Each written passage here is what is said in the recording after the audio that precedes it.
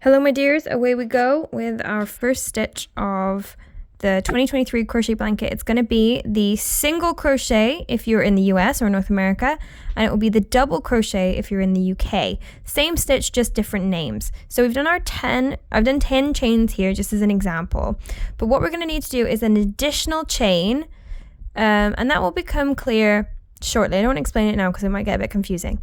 So what we do is you're going to go into your second chain in your yarn. So we're going to ignore this one. It's not going to be your first V, it's going to be the second V. And we're just going to get into the top of this chain. So you've gone in.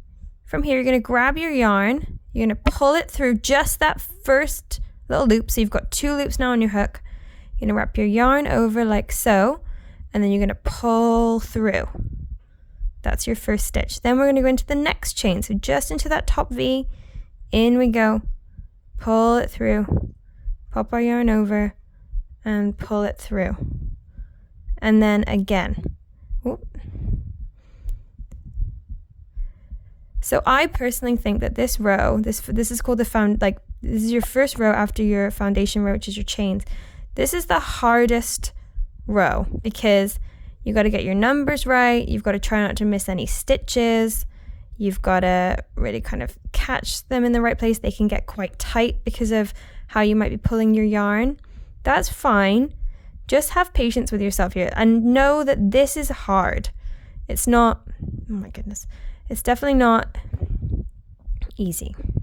But we have to do it to reap all the rewards and benefits of our blanket. So we're just going to keep going all the way to the end. Oh my goodness.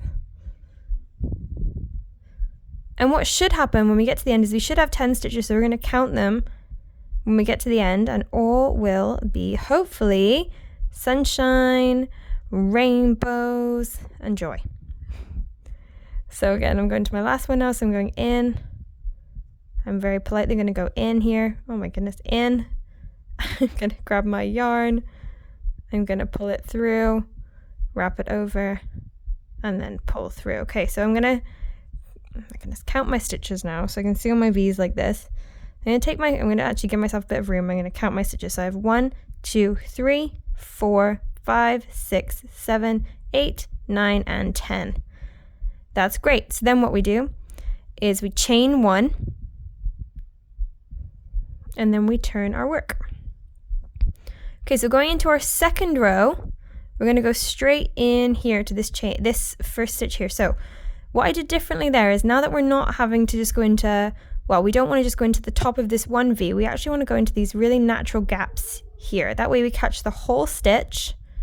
So you've got that whole V there. You grab your yarn, pull it through, yarn over, pull it through. So same again, find that little gap, in, grab your yarn, pull up and through, yarn over, and through again. And then in here, pull it through, yarn over, pull it through.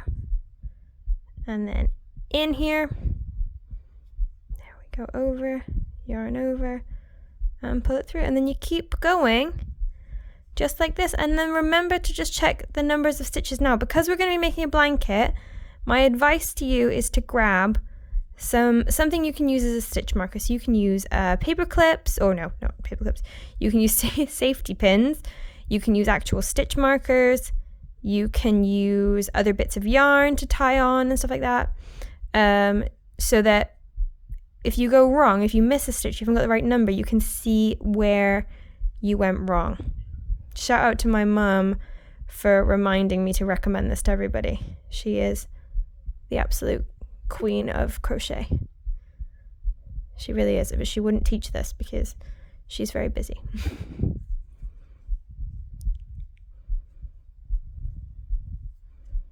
Hopefully one day she'll come and do a little guest talk for us all.